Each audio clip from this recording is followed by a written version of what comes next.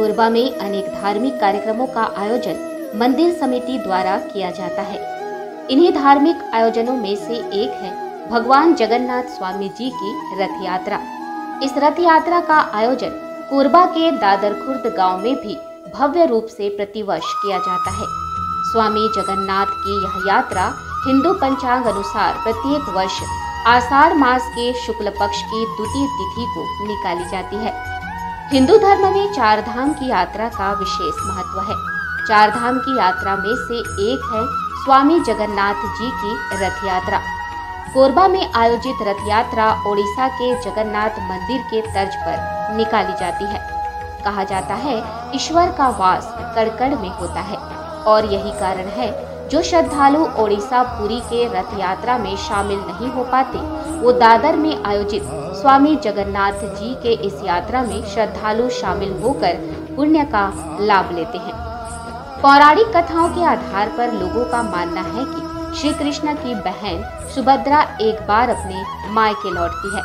इस दौरान अपने भाइयों कृष्ण और बलराम से नगर भ्रमण की इच्छा रखती हैं।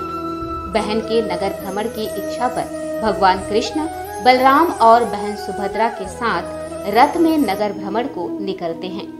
जगत के नाथ के इस भ्रमण के बाद से रथ यात्रा की परंपरा चली आ रही है। इसी परंपरा का निर्वहन करते हुए दादर खुर्द में भी बीते 120 सालों से इस रथ यात्रा का आयोजन पूरे विधि विधान और परंपरा के अनुरूप प्रत्येक वर्ष आषाढ़ मास के शुक्ल पक्ष के द्वितीय तिथि को रथ यात्रा निकाली जाती है।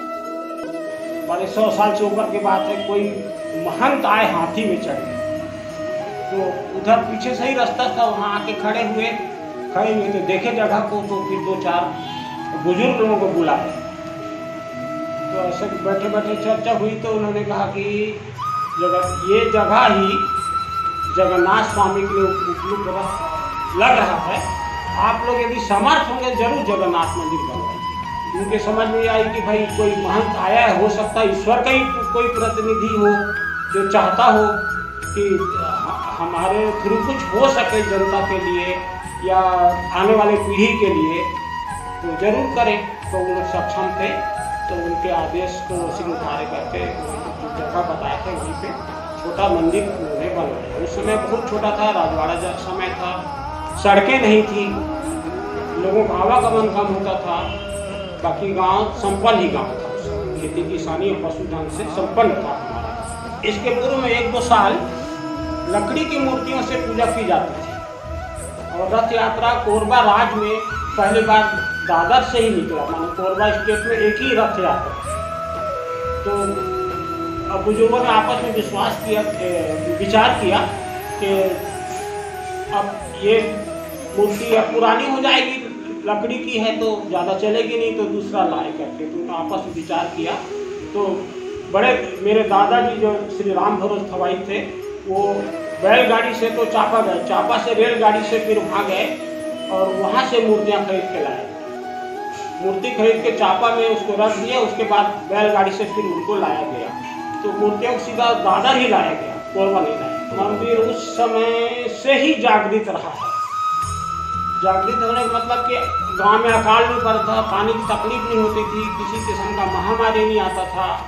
तो इसको हम लोग भगवान जगन्नाथ का ही आशीर्वाद मानते थे। और गांव सबसे बड़ा प्रमाण, देहातों में छोटे जगहों में देखते हैं ये तकलीफ हो गया, वो तकलीफ हो गया, पार्टी झगड़ा हो गया। ये पार्टी झगड़ा हमारे गाँव में कभी नहीं हुआ और संपन्नता रही, पशुधन की पर्याप्त रहा, लोगों के पास जमीनें बहुत थी और धन धान्य बहुत होता था, खुशहाल थे।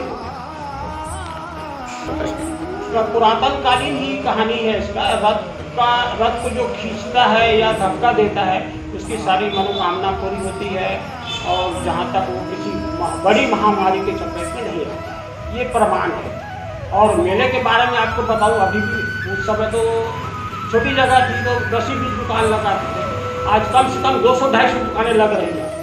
मगर चाहे वो खिलौने वाला हो, गुपचुप चाट ठेला वाला हो, फल वाला हो, मनिहारी सामान वाला हो, देखा गया पूरा सामान बिक जाता है। कोरबा स्थित जगन्नाथ मंदिर के इस मूर्ति को जगन्नाथपुरी ओडिशा से लाया गया था। कोरबा दादर खुर्द में विराजमान स्वामी जगन्नाथ की यह मूर्ति ऐतिहासिक है। स्थानीय लोगों के बताए अनुसार इस ऐतिहासिक मूर्ति लाने के पूर्व लकड़ी के निर्मित प्रतिमा की 2 वर्ष तक पूजा और रथ यात्रा का आयोजन किया जाता रहा। उसके बाद इस मूर्ति की प्राण प्रतिष्ठा की गई और तभी से लेकर आज तक इस मूर्ति की पूजा और रथ यात्रा का आयोजन किया जाता है।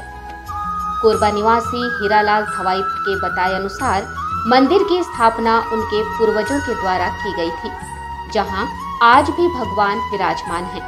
वहीं इस मंदिर की पूजा पाठ का कार्य गांव के पुरोहित रामेश्वर प्रसाद द्विवेदी के द्वारा विगत कई वर्षों से किया जा रहा है।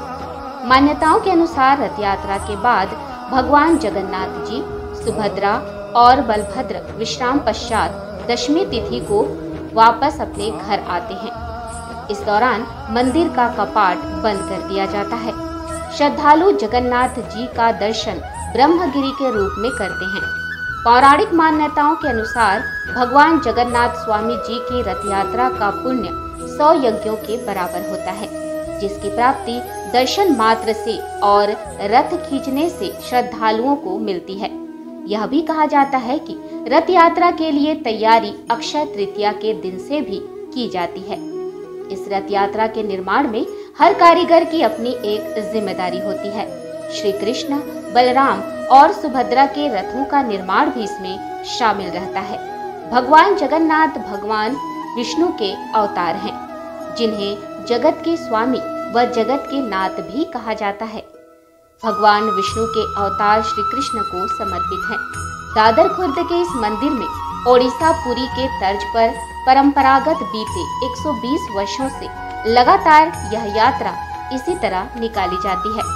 पुराने जानकारों की माने तो राजा जोगेश्वर प्रताप सिंह द्वारा शुरू की गई इस परंपरा के बाद से लोग उन्हें दूसरे संबोधन में कलिंग राजा कहते थे। स्वामी जगन्नाथ जी का यह रथ यात्रा का आयोजन चूँकि एक उड़ीसा में पुरी की तर्ज पे मनाया जाता है, वैसे हमारे ये पूरे जिले अविभाजित मध्य प्रदेश समय में पुरी की तर्ज में ही मनाया जाता है। आज भी वो परंपरा निर्वहन है। जो भी व्यक्ति बताते हैं कि साक्षात भगवान कृष्ण जी जगत पर सारे हाथ जय जगन्नाथ, यहाँ आज तक भंडार की कमी नहीं होती है और पूर्ण रूप से स्वामी जगन्नाथ जी हैं और कृष्ण जी हैं साक्षात आके इस जगह पे विराजमान होते हैं। आज भी सभी का मनोकामना इस तरह से पूरी होती है। में भगवान जगन्नाथ जी वास है और आज भी कोई भी व्यक्ति अपने मनोकामना लेके आके रथ को हल्का सा खींच दे, उसकी सारी इच्छाएं भगवान पूरी करते हैं। कोरबा दादर खुर्द में रथ यात्रा को लेकर प्राचीन और धार्मिक परंपरा को दृष्टिगत रखते हुए मंदिर समिति द्वारा पूरे विधि विधान से रथ यात्रा का आयोजन किया जाएगा।